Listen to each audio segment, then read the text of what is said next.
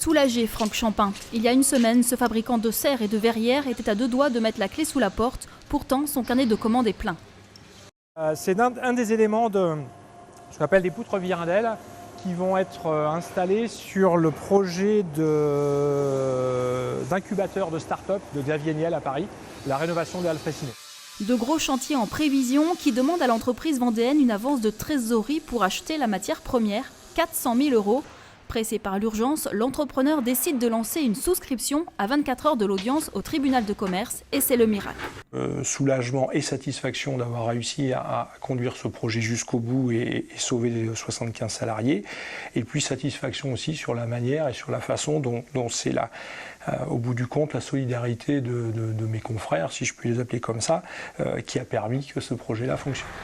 32 chefs d'entreprise locales, comme Sylvestre et Benoît, se mobilisent très rapidement. Ils activent leur réseau et comme une évidence pour eux, ils font des chèques entre 1 000 et 150 000 € remboursables dans 3 mois.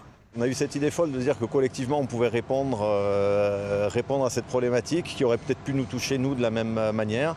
Qu'il y a des entreprises qui ont quand même un petit peu de trésorerie et qu'on peut voilà, juste aider un confrère et une entreprise et des emplois qui sont dans la difficulté. Il fallait réagir et puis je me sens très concerné par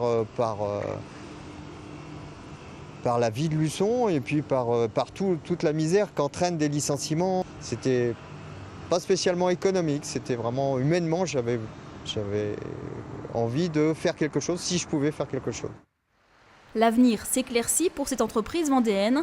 Elle enregistre déjà 13 millions € de commandes pour l'an prochain.